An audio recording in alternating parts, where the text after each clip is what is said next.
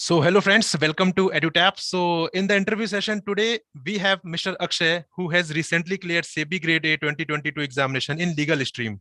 So first of all, I congratulate Akshay for achieving this milestone. And Thank you, please let us know the brief background about you.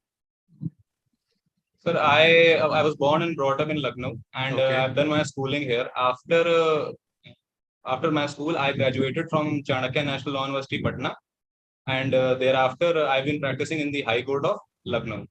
Okay, so how are you feeling now after getting this success? Delighted, happy, and many more words I have. And this is indeed a big achievement for me. And Right. because of this achievement, my family members are more happy than I am. Okay, so tell me about your educational background or work experience, if you have any work experience. After graduating from college, I joined a law firm known as Rises Legal in Lucknow, Okay. and I worked there for around 8 to 9 months. After it, I worked as a law trainee in Uttar Pradesh Real Estate Regulatory Authority (UP Okay, RERA) great. for the next 6 months, and thereafter I've been associated with the Office of Assistant Solicitor General, Mr. Suryavan Pandey, till now. So you have been working after getting graduated, right? So Yes. how did you come to know about the SEBI examination? Because it's not a very much, you can say, very much famous examination about which a lot of aspirants do not have idea about this, right? So how did you come to know about this SEBI examination? After graduating from college, I started searching about various jobs that a law graduate can do, and Okay. that is where I came across that about this SEBI examination. Along with there were other examinations such as Judicial Services RBI Grade B.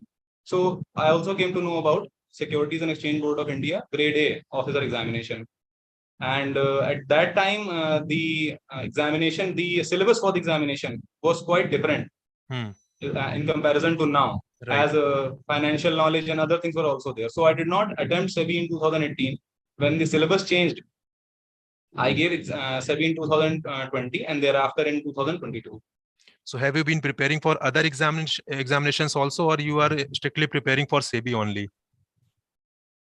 I gave a CBI APU examination before I gave SEBI, and I also sat for CLAT, Common Law Admission Test, LLM examination. Okay. Because I was thinking for sitting in the assistant legal advisor position in ONGC. Right. However, I gave the common law admission test in 2020, but due to COVID outbreak, ONGC did not release any notification for any vacancy for the said post that year. So that plan did not go well, and I gave SEBI in 2020. However, I could not clear mains that year, but I tried again in 2022, and this year I got successful. Okay, so if I talk about more in terms of the examination specific in the context of the SEBI examination, and to be specific for legal examination, so what was the source of your preparation for this examination for SEBI Grade A Legal?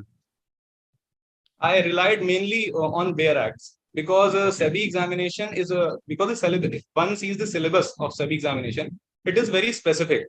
The notification clearly tells that what chapters would be asked. So the candidate has to be specific as well in terms of preparation. And since the SEBI examination is only restricted to bare act knowledge, so one should also restrict his course of action to the same. And that is what I did in 2020 when I gave SEBI. I started reading from books and other sources from internet and places that were not relevant for the examination. But this year I restricted my study only to bare acts, and that was helpful for me. Okay, so Akshay, you told that you are associated with practice, right? So Yes, how much time you devoted in your overall preparation, since it is very difficult for us to while working and studying simultaneously? So how much time did you devote for your preparation of SEBI grade examination? On 5th of January 2022, the notification for SEBI was out. Before it, I was regularly going to courts. However, after the notification came out, I did not stop going to courts. I kept on practicing, and as well as I was preparing for the examination. But after I cleared my prelims stage, I stopped going to courts, and my focus was entirely on preparation. So after clearing mains, till clearing interview, I stopped going to courts, and I was entirely into SEBI all the time. So basically, if I say so, you started your preparation seriously just after the notification only, right? Yes, sir. So were you able to cover the entire syllabus, because syllabus is very voluminous if we see? So were you able to complete the syllabus before phase 1 examination? Sir, actually, when I gave examination in 2020, however, I could not clear. But since I had studied at that point of time also, so when I gave examination in 2022, the subjects were a bit familiar, the provisions were a bit familiar, and I could remember not 100%, but at least 50% of what I had read previously. So this time it was a bit easy for me because of the past preparation I have did. And yes, the syllabus is quite voluminous for SEBI examination. However, one has to pick and choose certain subjects where he has to master the provisions. Like the major focus of a candidate should be on should be on Companies Act, the securities laws, and Constitution. All those subjects that carry more weightage. So the preparation has to be done in a very strategic manner. One has to be specific while preparing it.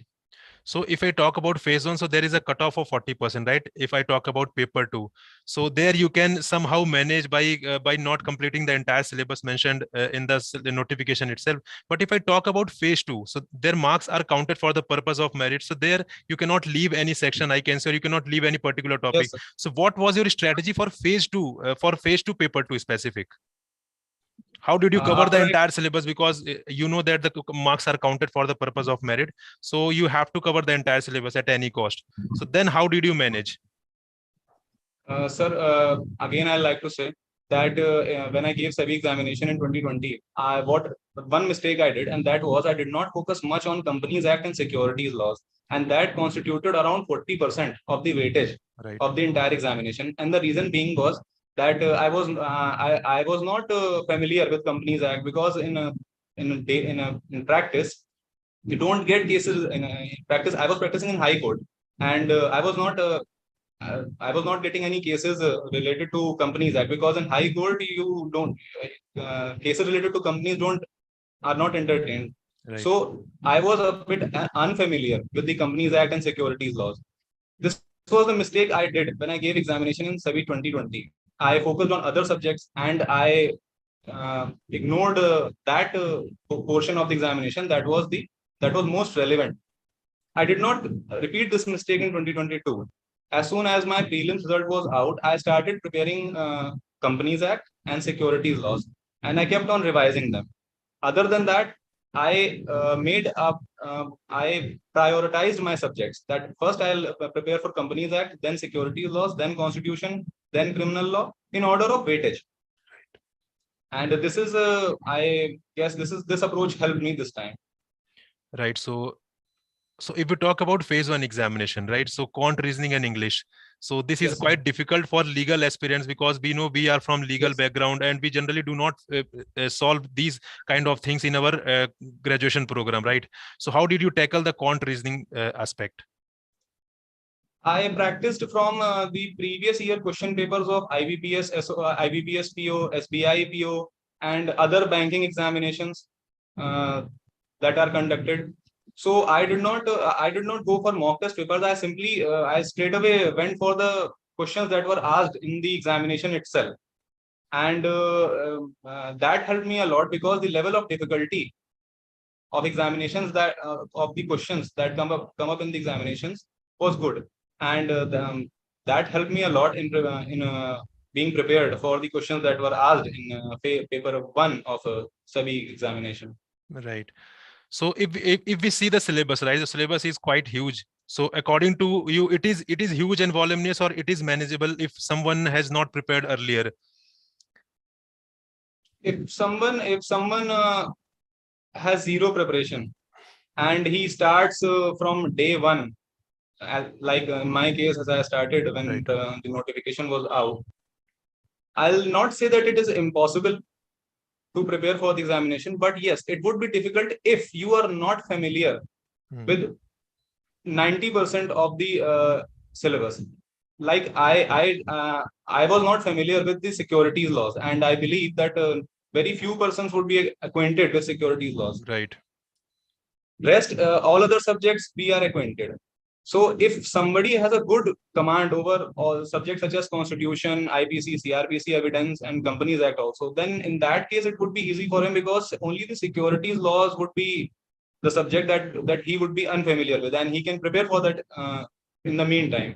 But if a person is entirely unfamiliar, or he's not prepared in Companies Act and other subjects also, Constitution, CRPC, Properties Act, then in that case it would be difficult for him to cover all these subjects in such a short span of time.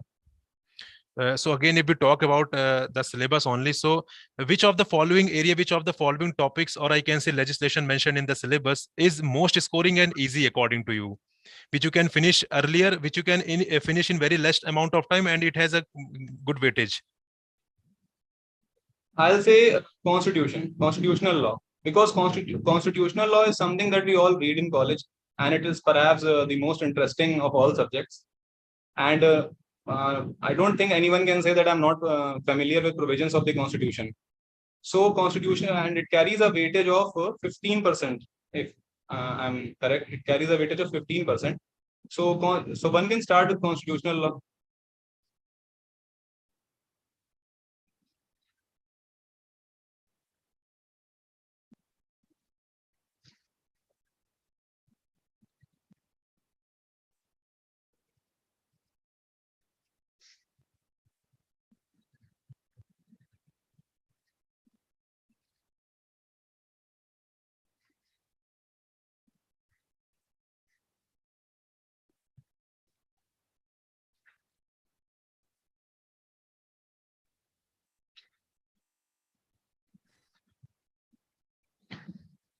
Sorry, there was some technical issue, I think. Yes, sir. Now it is resolved.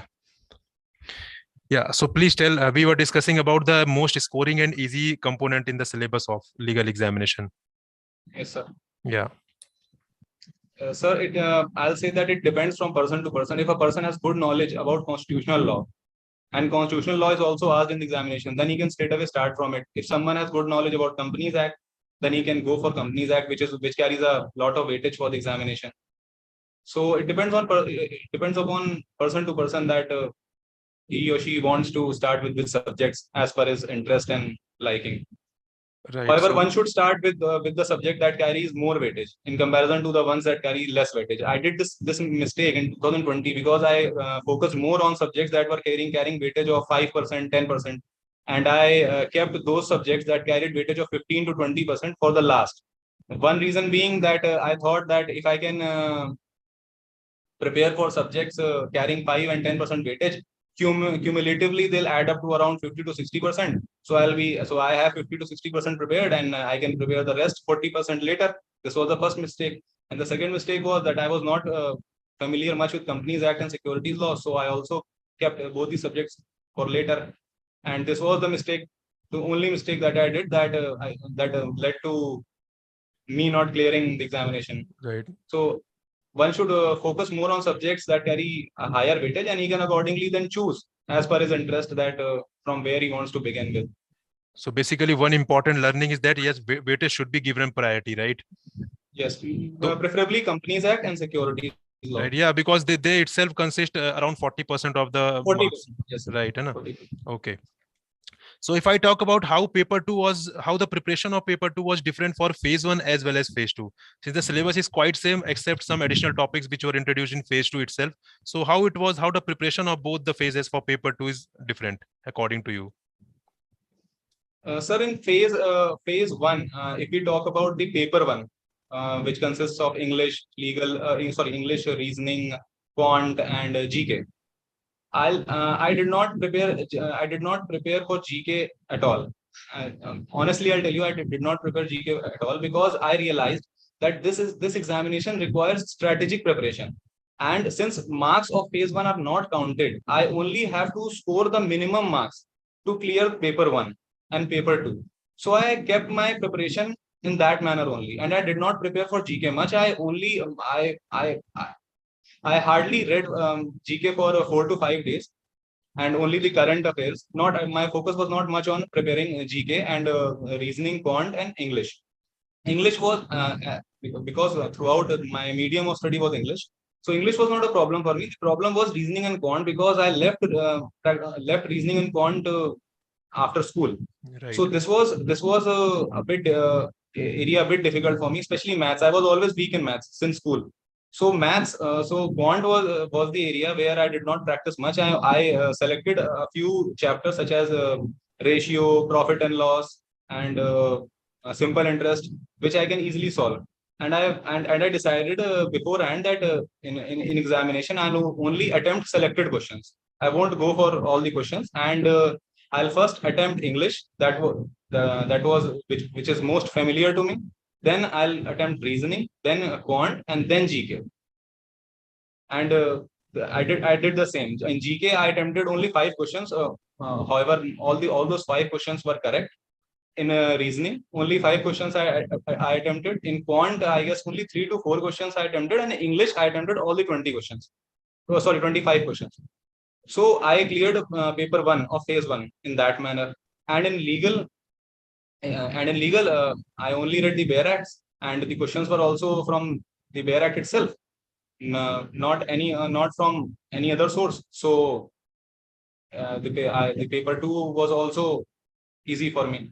However, as you asked that what is the difference between the preparation for phase one and phase two, although the syllabus is almost the same for phase one and phase two, but the difficulty is more in case of phase two, because in phase one the level of questions would be simple. They won't ask questions from very deep. The questions would be like simply that one question I remember was so what is the name of the fund from which the salary and perks and allowances are given for SEBI employees. Right. Now, while reading the Bare Act, one may ignore this particular provision because one may think that who will ask this question, or what is the relevance of this question. But all these questions make up for many marks in the examination, because if you miss one question, you lose 2 marks, and if you mark it as incorrect, there's also negative marking. So I'll say that do not if you read any Bare Act, don't think that any particular provision may not be asked, or it is not as important as the other one is. You have to read all the sections, and you have to remember them as well, because since SEBI is very specific about its syllabus, the questions asked are also very specific. And I just if I explain it in Hindi, जितना भी syllabus वो पूछेंगे, अगर मैं simple terms में समझाऊं, वो आपसे ये नहीं कहेंगे कि पूरी किताब पढ़ के आइए. Right. वो कहेंगे बस 5 पन्ने पढ़ के आइए, और 5 पन्ने में से वो कुछ भी आपसे पूछ लेंगे. तो 5 पन्ने जो आपको उन्होंने बताए हैं पढ़ने के लिए, उन 5 पन्नों की एक एक लाइन आपको पता होनी चाहिए. Right. So this is how SEBI is different from other examinations. So basically, if I conclude this, so I can say that for both phase one and phase two, you have to prepare in an integrated manner, right? You cannot separately prepare for phase one paper two, that yes, I will pick up some easy topics and will finish phase one, and after that phase one you cannot do that. You are going to in depth because you do not have enough time between phase one and phase two. So what you need to do, that you have to read in an integrated way, like by keeping phase two in your mind, right? So you have to read difficult, you have to go in depth, and you have to read all the entire provisions of the act which are relevant for the examination, right? So by this way, you cover difficult topic as well as easy topic also, right? Yes, sir. Okay, so aspirants, you need to follow this strategy. This is a very good strategy that you cannot separately prepare for phase one and phase two. You have to prepare it simultaneously by keeping in mind the phase two itself, because the marks of phase two are counted for the purpose of merit. And one more advantage, as you told about the QRE section, that is quant, reasoning, and English, that the aspirants have advantage in the SEBI examination, that there is no sectional cutoff, right? There is an overall cutoff of 30%. So there they get the advantage that if some section is weaker, then they can cover it by covering the other section as well. So this is a great advantage which aspirants have in the SEBI examination. So Akshay, if I talk about how do you suggest the planning the preparation for this legal examination, so will you suggest that all the different topics should be covered simultaneously, or it should be covered in a sequential manner? Like first of all, first you need to finish Companies Act, then you need to pick up another, or you need to complete it simultaneously? Sir, it should be, sir, if any person is preparing for this examination, first of all, he should make a list of subjects that what subject he has to pick up first and which subject he has to pick up last.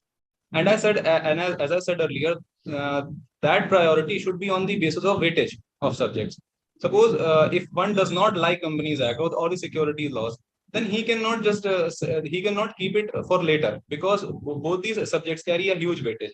So one should start from this. One should start reading the subjects that one is most unfamiliar with, because if you keep on reading those subjects that you know and you have interest in, and you take up those subjects that you don't know or you have lesser knowledge in at the last, then in that case you'll panic.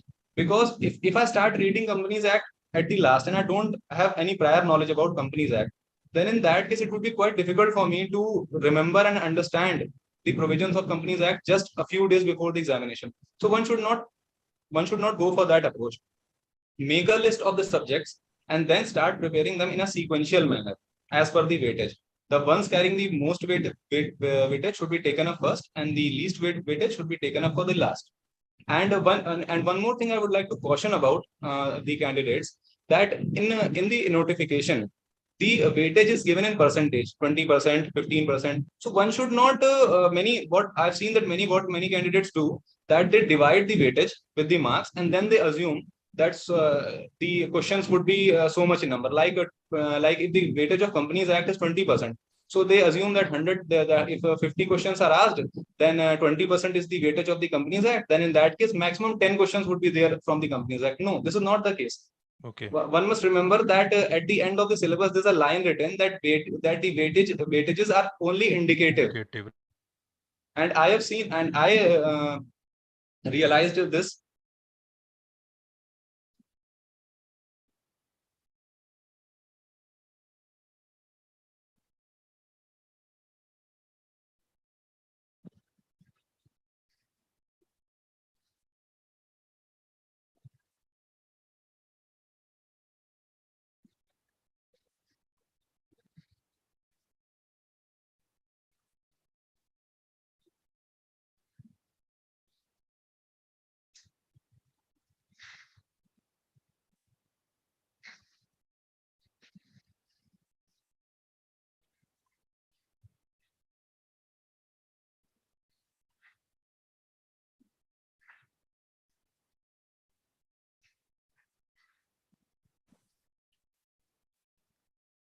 Akshay, sorry for the interruption again. There is some network issue, I think.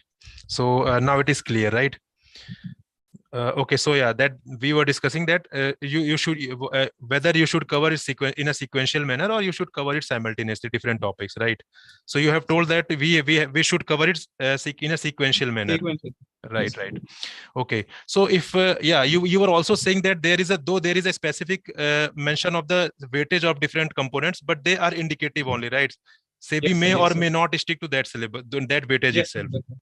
Right, right. Okay, so aspirants need to remember this, in their mind, that weightages assigned in the syllabus are indicative only, and they are not supposed to strictly follow that weightage. That the SEBI may or may not ask, may or may not follow that weightage. They can ask more than the weightage assigned to any particular topic. Yes. Right. Okay.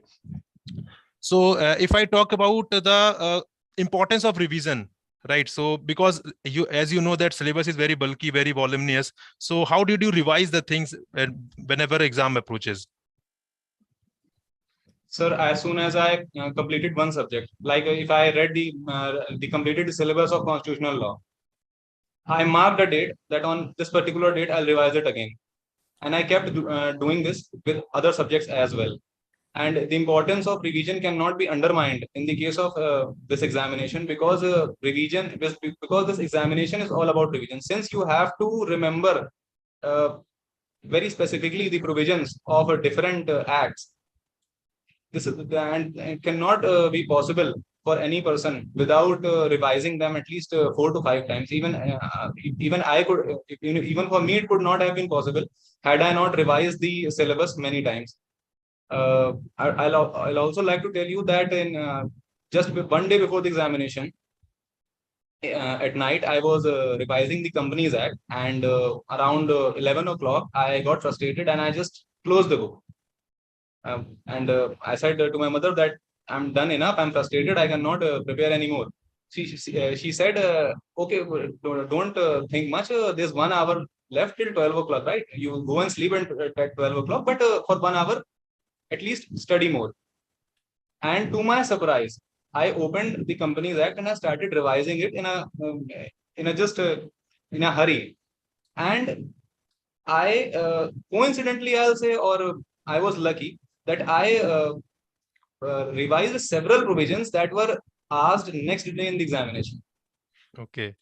So the importance of revision cannot be undermined in the case of SEBI. Revision is of utmost importance. One cannot just read a bare act for 1 or 2 times and then he'll say that I know everything, because remember, this examination will be very specific. It won't ask you general questions. They will be very specific. Like they'll ask you that even specific lines are asked in this examination. They'll quote one portion of a particular section and then they'll ask what is the next line in this particular section. So if one has not revised properly, definitely one won't be able to answer, and the options given there would be very confusing. So unless you are very confident about what you have read, you won't be able to tick mark the correct answer in the examination. So I can say revision is very important, right? But the Very thing is, important. how did you manage it? Because syllabus is very bulky, very voluminous. So how did you manage at the time of examination? That I can say that between phase 1 and phase 2, how did you manage the revising entire the syllabus mentioned in the notification?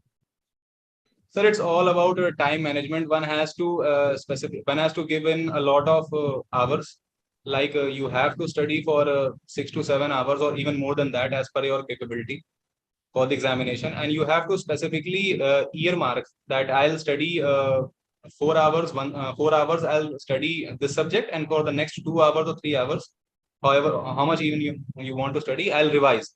So and one has to keep on revising the previous subject along with reading the other subject.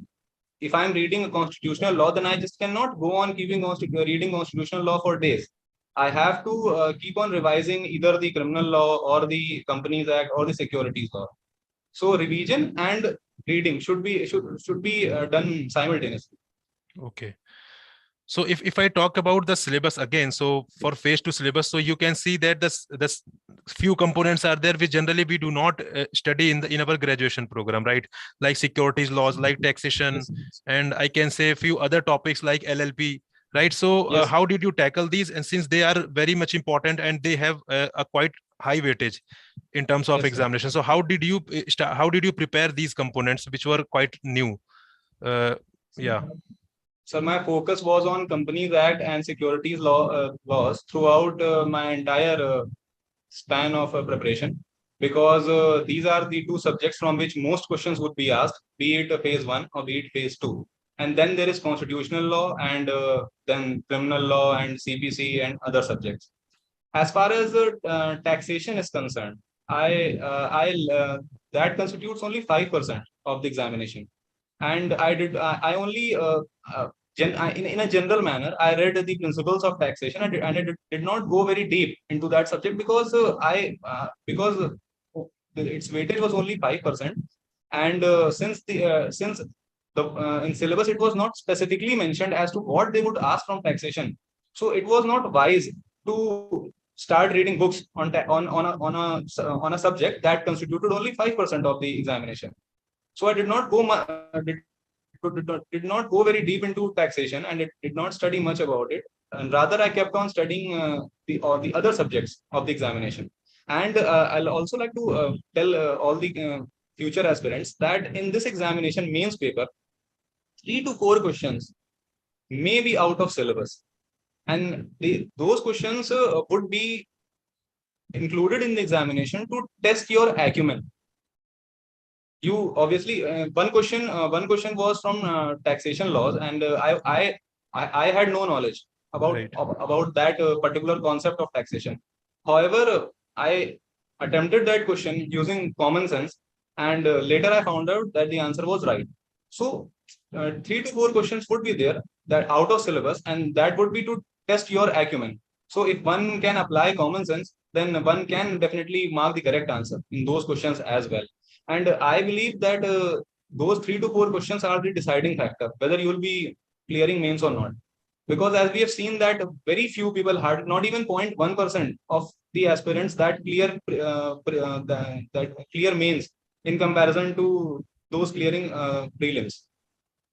So every question in mains count, and those 3 to 4 questions that are out of syllabus, if one can succeed at them, then definitely he'll clear mains. Okay, great. So if I talk about importance of mock test, right? So mock test always plays a very crucial role in the preparation of any examination. So did you solve any mock test? Have you taken any mock test or not? Sir, I did not take any mock test from any coaching institute. Rather, I practiced from papers, question papers that were of previous examinations. As I said earlier, of SBI PO, IBPS PO, Indian Bank Probationary Officer examination, and other bank examination for phase 1. And then for phase 2, I did not give any mock test. Rather, for English, I kept on practicing through books. Through RC Pressy and RC Pressy and essay. I practiced the same through previous by solving previous year question paper of different examinations. So have you taken any guidance from any institute in terms of free lectures or paid lectures, whatever? So have you taken any guidance from any institute?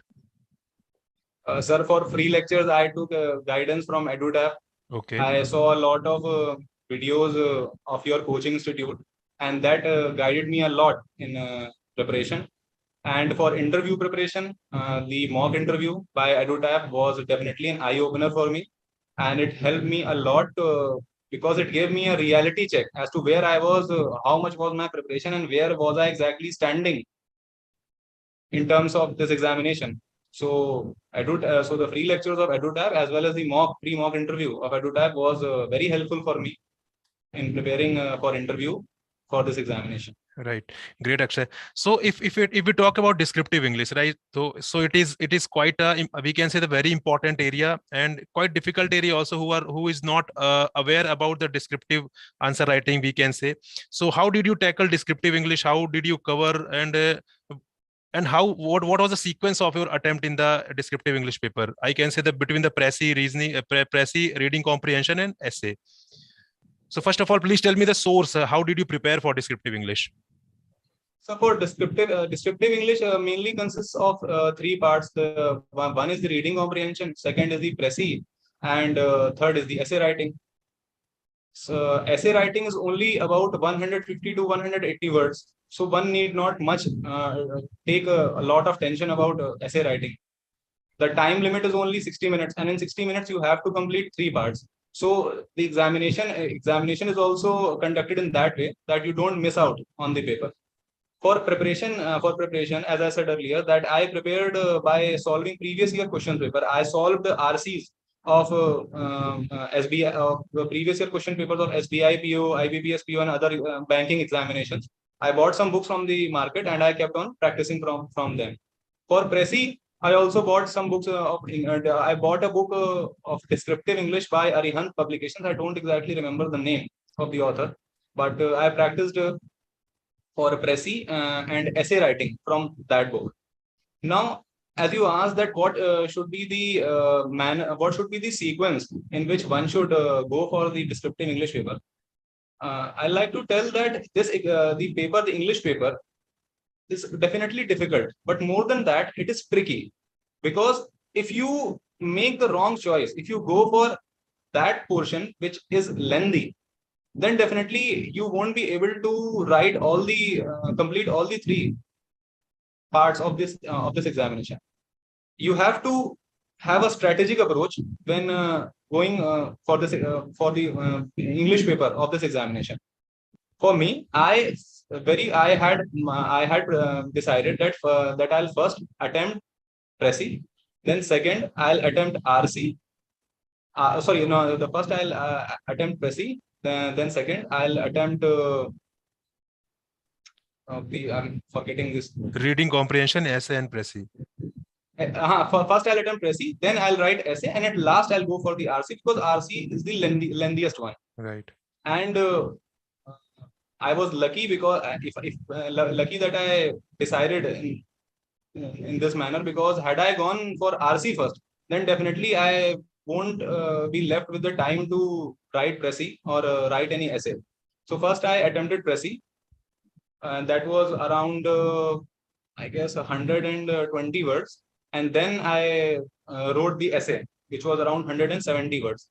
But by that time, I only 15 minutes were left for the examinations, and I was in a hurry because the RC was quite long this time and quite technical. Okay. So I only 15 minutes were left for the examination, and I was in a hurry. I started panicking if I would be able to even complete the RC. So in a hurry, I just read the RC, and whatever I could figure out from the RC, I attempted those questions. But surprisingly, since the RC was technical, so one had not, so one can simply just pick answers from the RC and write. One did not have to frame answers. If the RC would have been general, then in that case, the candidate would have to write answers in his own language. He would have to frame, and hence he would have required a lot of time in framing the answers and then writing it. But since this time the RC was long and technical, so I simply took the information from the reading comprehension and simply wrote it in the answer. So I'll just say that SEBI very smartly prepares the paper for the, and it even takes into consideration the position of the candidate, that he may be able to complete the examination in 60 minutes. So one should first go for either PRESI or essay, and then you should keep RC at last, because that would be the lengthiest part. Right. So well done, Akshay. So let's discuss about interview, right? So we have discussed about phase 1 and phase 2. Now let's discuss some points about the interview. So how many panel members were there in your interview? And generally, aspirants have phobia in their mind that interview panel interview panel is generally very strict. But was it the case with you also, or they were very cordial? Sir, first of all, I'd like to add that interview is perhaps the most significant portion of this examination. The reason being that the marks one gets in mains examination is not added in its entirety. Only 85% weightage is added in the final score. But as far as marks of interview is concerned, although it carries only 50, although the interview is only of 15 marks, but the marks that you get in interview are not reduced by weightage. They are simply added as they are. I mean to say that if you get 80 marks in examination, then 85% of 80 would be added in the main score. That would somewhere come around 62 or 63. Yeah, correct. But the marks you get in interview would not be reduced by weightage. They would be added as they are. Yeah, so in case, if last year cutoff for SEBI was 71.07. So suppose if a person scores 62 marks in mains after taking the weightage, suppose he secured 82 or 84 marks in mains examination, and 85% of that marks comes out around 62 or 63. He scores, then 62 or 63 marks would be taken for the final score. But if we take the difference between the final score and the mains marks, suppose if I get 63, the final cutoff is 71, then the difference is 8 marks. Now the interview is the deciding factor. Suppose one gets only 7 marks in interview, and that 7 marks would be added to the main score. 63 plus 70. 63 plus 7, it comes out to 70. The person misses by 1 marks. So interview is perhaps the most significant portion of this entire examination, and those who think that interview is not that relevant are mistaken. One should prepare for interview very thoroughly. Now, as far as interview panel is concerned, the interview panel consisted of 4 members. 3 were physically present and 1 was through video conferencing. And they are very cordial. and they do not make you feel nervous at all. Even if you are nervous at that point of time, very soon your nervousness will go away because they treat you in such a good manner that you won't feel anything to be nervous about. Now, those who have read that interview panel is very strict. No, it's not the case. Interview panel is very cordial, and they won't you won't feel as if they are making you nervous at all. Now, as far as my interview experience is concerned, as soon as I entered the interview place, I greeted the interview members, and they asked me. The first question they asked me was related to my place of graduation, CNLU Patna. So the first question was that I have graduated from CNLU Patna. It's an NLU, and it is also an NLU in Lucknow. What was the name of that NLU? I told them that it's Ram Manohar Lohia National University. The second, then they cross questioned on it that is Ram Manohar Lohia higher than CNLU in terms of ranking? I said that, ma'am, there is no system of ranking in NLUs, and if there is any ranking system at all, then it is in order of establishment of NLUs. Like National Law School of India, University Bangalore was the first NLU to be established, and it's the oldest NLU, so it is ranked one.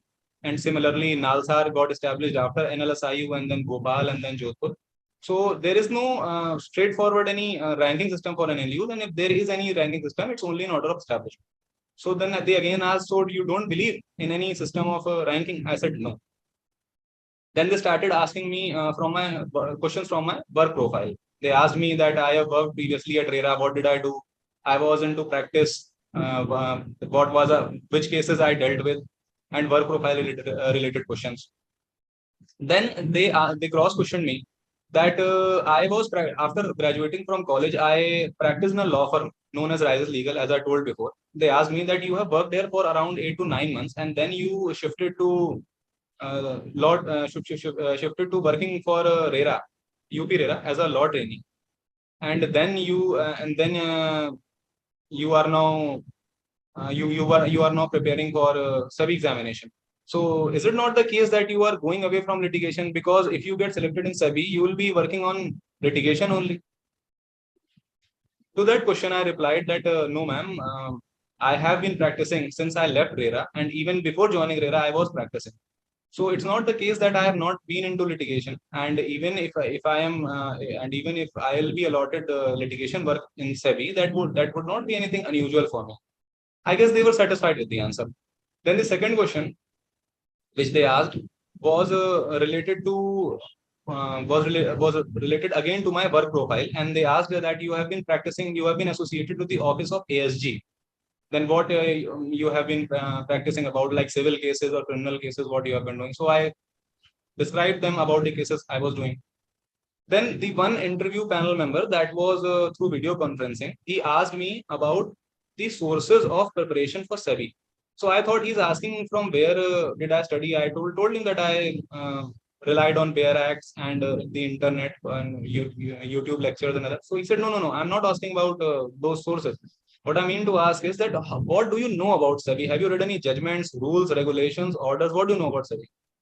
I had read 4 or 5 judgments of landmark judgments of SEBI. I told them one was a very recent judgment of PC Jewelers case. So they cross questioned me again on it, that what was PC Jewelers case all about, and why that case, what was the decision of that case, and why, what was the reason behind the decision of that case, and cross questioning on that. Then the other interview panel member asked me that since you are from Lucknow, there was one person that had a long that was involved in a long time litigation with SEBI. Who was that person? Now, since at that time I was a bit nervous, I could not recall who was that person. He told that that person was Subrata Roy Sahara. I immediately recalled that, yes. I said, yes, sir. Subrata Roy Sahara was involved in litigation with SEBI. So he asked that what was the issue all about. I told him that that Subrata Roy Sahara was raising money from the public without going through the requirements of public offer. He was raising money from the public under the guise of private placement, although the amount of money he raised and the number of persons from which he raised money, he should have gone for the public offer requirements. But he skipped that part, and he was under the guise of private placement. He was collecting money from the public. So he asked, what could SEBI have? So what was the role of SEBI in that case? I said that he should have filed a memorandum with the SEBI he should have filed a prospectus with the Securities Exchange Board of India before going for a public offer. Then he again cross-questioned that what would have happened if he would have filed prospectus. So I said that the money of investors would have remained safe. Again cross-question, how would the money of investors would have remained safe?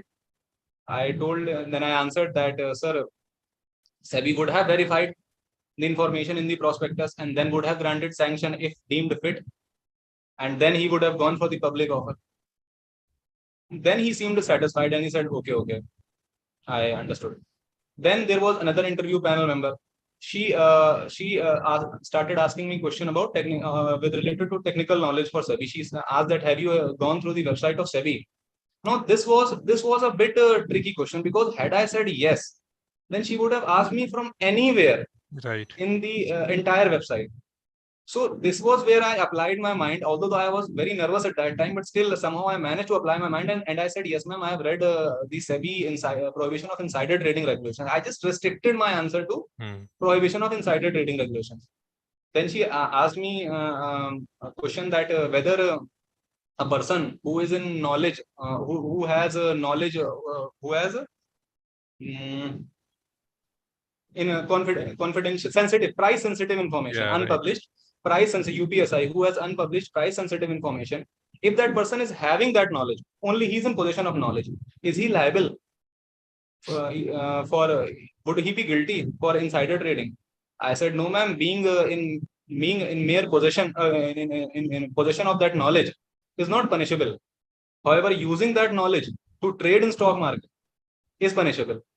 Then she again cross-questioned that if that person having knowledge of UPSI passes on that information to some other person, then that person would be liable to be punished or not.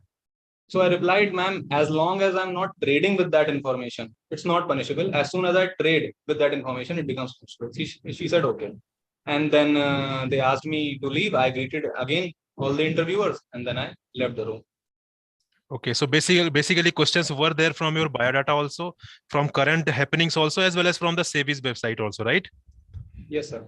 Okay. But sir, one point I would like to add, that the interview panel last till 2021. The interview panel was asking a lot of questions related to technical knowledge from aspirants. Like I read the transcripts of many persons who had given the interview from legal stream, and almost every person was asked around 9 to 10 questions related to legal subjects, contract act, constitution, and other subjects. And there was a very common question that what is your favorite subject, and why do you want to work for SEBI? I also read all those transcripts, and I was preparing for these two questions, that what I'll say, that why I want to prepare for SEBI and what are my legal subjects. However, to my surprise, both these questions were not asked. And the interview was all about me and my work profile, and mostly it was HR based. They didn't ask me questions about contract act or constitutional law and other subjects, because my knowledge has already been tested in phase 2. So it was more about, they wanted to know my personality, if I was a fit, if I was a person fit to work in this organization. And what I realized from the interview is that the interview panel member assesses if you have your opinions or not. Like some persons agree on everything. First they say yes, and when cross question, they said, no, ma'am, no, it's okay, I agree with you. What I felt, that they were analyzing whether you have your own opinion or not, and whether you can stick to that opinion or not if cross questioned on that particular thing.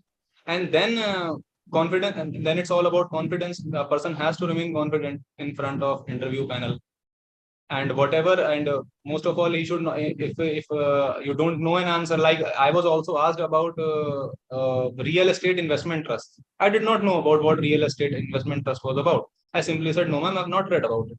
So this is also an area where a person should should simply admit if he does not know an answer, he should simply say, I don't know this answer. He should not try to be smart and bluff the interview panel by saying something or the other, because one should remember that all the persons sitting in front of you, they are experts in their own field, and you are just a beginner. They know everything.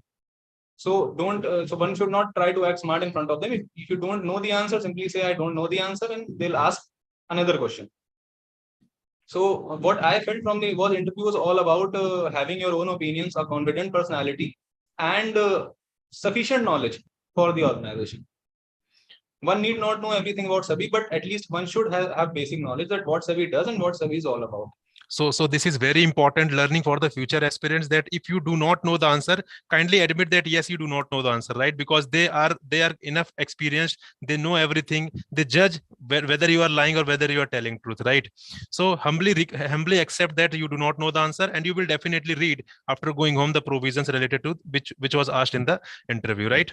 So great. So before closing, Akshay, one more thing that you have told, that EduTap's mock test has helped you a lot in terms of interview guidance program. So can you please tell us how it has helped you so that future aspirants can also avail that interview guidance program? The interview panel consisted of an ex-RBI, very senior RBI employee and ex-SEBI employee. Both of them were very senior. You are talking about SEBI's. I mean to say, you are talking about EduTap's mock test interview program, right? Yeah. Yes, interview program. Yes, both of them were very senior, and they were also very cordial.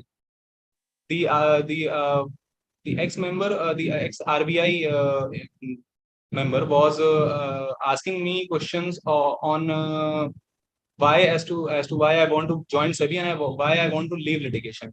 I gave my own answer. Then then they corrected me on several places that don't say this, don't say that. Instead, say this. Frame your answer in this manner. And then a few questions more on related to Supreme Court judgment. This, as I said, that I mentioned about the PC Jewelers judgment in my interview at SEBI office. That about that judgment, I had also mentioned on the mock interview of EduTap. So there were cross questions on it also, and they also told me to read judgment, to read that judgment properly, and other judgments as well. Now the second member, Mr. Piyush Goyal, Piyush. Yeah, Mr. Piyush. Yeah. Yes, Mr. Piyush. Mr. Piyush sir, also now the questions asked by Piyush sir were very challenging for me, and they were really an eye opener, because I had read the SEBI Act, the Securities Contract Regulation Act, Depositories Act, and other acts as well. But when he started cross questioning me on it, I was completely left blank, as if I did not know anything. Yeah. And the questions he asked were very basic. But those questions gave me a reality check that I was not prepared much about the examination. And he also, my interview went for around half an hour, and he cross-questioned me on many aspects. And I could not tell many answers. So, and he even advised me to read particular subjects, and especially the SEBI Act and other things as well. And also he guided me that where I was missing. After I was done with the EduTap mock interview, I was feeling a bit low, as if whether I'll be able to clear the final interview or not. But this mock interview was indeed the best help I could get throughout my course of preparation, because the questions they asked, the opinion they gave, and the areas of correction they told me were of huge help for me in clearing the interview, in being confident before the interview panel, being confident about my knowledge and other things. So this EduTap mock interview was definitely a big help for me, and it would be a big help for every other student who took the examination. Who took the interview for the examination. So thank you very much, Akshay. You have shared a lot of good insights for the future aspirants, and I hope viewers have learned a lot of new things about the detailed strategy for phase 1, phase 2, as well as for the interview. So on behalf of EduTap, I wish you all the very best for your future, and thank you once again for sharing your insights for the preparation of SEBI Grade A legal examination. So guys, we'll meet in another session. Till then, goodbye and happy learning.